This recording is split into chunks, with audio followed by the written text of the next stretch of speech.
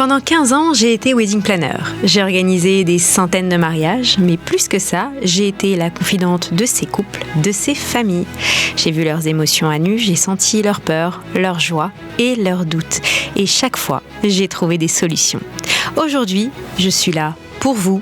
Chaque semaine, je réponds à vos questions sans tabou et avec toute mon empathie. Que ce soit pour vos amours, votre famille, vos amitiés ou simplement pour vous retrouver vous-même. Allô Agathe. Et là, 10 minutes, une question et des réponses qui changent votre quotidien et pourquoi pas votre vie. Alors, qu'attendez-vous pour poser la vôtre ? Allô Agathe, c'est Justine. En fait, j'avais une question pour toi. Je suis maman et j'ai plusieurs enfants. La seule chose, c'est que j'ai l'impression que je suis un peu en train de leur léguer mon angoisse du poids, de prendre du poids. C'est une angoisse que j'ai un peu depuis toute petite. Je suis tout le temps au régime comme beaucoup de femmes, j'imagine. Pourtant, je fais un taille 36, mais c'est comme ça.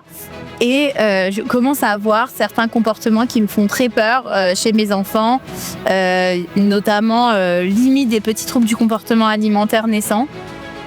Et c'est vrai que je suis en totale culpabilité, mais à côté de ça, je sais que c'est pas de ma faute et que c'est quelque chose que j'ai en moi, donc voilà.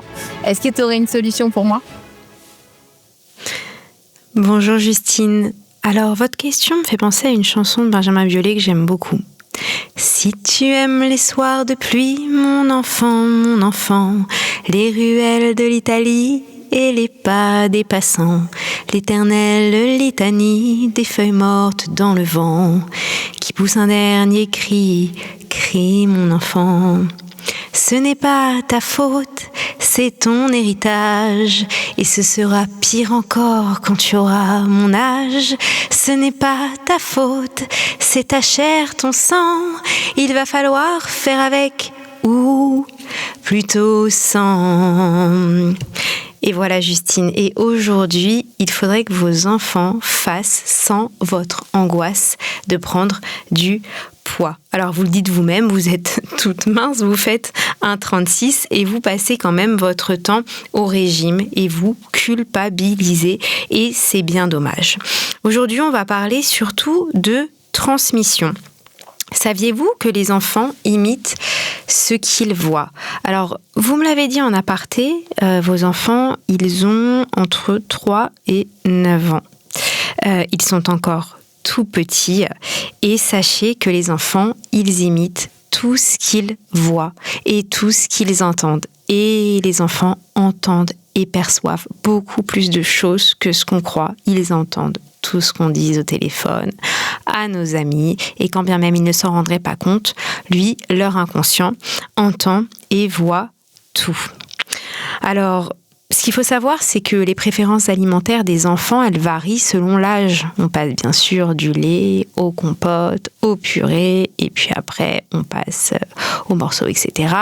Et puis on voit bien d'ailleurs que à un moment, les ados, ils veulent ni fruits ni légumes, ils veulent des burgers, des pizzas et des pâtes. Et alors que à 2 ans, ils mangeaient de la purée de carottes. Donc, il n'y a pas à s'inquiéter.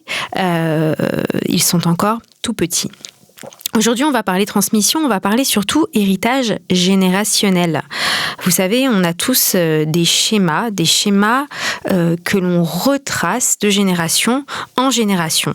Peut-être que vous, Justine, vous avez été élevée dans une maison où on parlait déjà de prise de poids, où on parlait déjà de régime, et vous avez grandi avec cette image qu'en mangeant trop, qu'en mangeant mal, on pouvait grossir et que c'était pas bien. Ce qui est vrai en soi.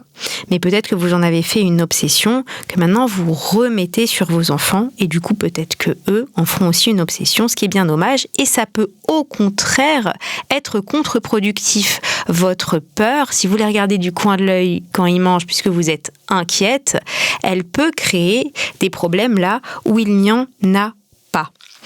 Donc voilà, ce qu'il faudrait faire, c'est d'abord se débarrasser de ces bagages émotionnels pour éviter de reproduire une dynamique similaire.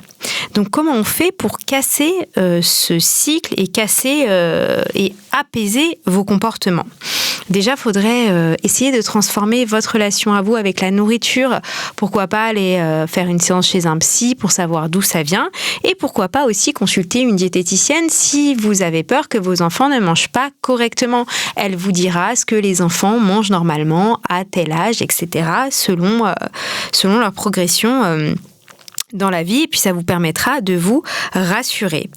Ensuite, il va falloir absolument éliminer les discussions et les discours autour des bons ou des mauvais aliments. Alors, je ne suis ni diététicienne ni nutritionniste, mais j'ai fait quelques recherches et voilà, vos enfants sont à un point où ils mangent de tout et surtout ils testent et ils ont des aliments plaisir. Ils ont envie d'en abuser. Bien sûr, si on met une totte de bonbons devant un enfant et qu'on lui enlève pas, il va tout manger, il risque d'être malade et c'est vrai que c'est à nous de contenir cela et de mettre des limites. Vous pouvez leur dire que manger des légumes, ça aide ton corps à grandir, ça te rend plus fort, tu vas courir plus vite, etc., etc. Au lieu de dire des trucs du genre il faut manger sain pour ne pas grossir, ça risque de leur mettre des angoisses là où il n'y en a pas. Alors, faut pas hésiter aussi à faire des repas, des moments de découverte. Vous pourriez par exemple les emmener au marché pour leur faire découvrir des légumes. Vous pourriez, si ce n'est pas déjà le cas, faire des recettes avec eux, cuisiner avec eux. Et puis du coup, ils auront peut-être envie de manger ce que vous cuisinez avec des éléments variés.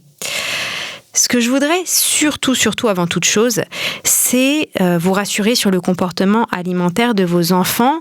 Un enfant de 5 ans qui aime que le sucre et le gras, c'est tout à fait normal. Ça lui donne de l'énergie rapidement, c'est bon. Pourquoi s'en priver si on peut dire non aux légumes et aux fruits ?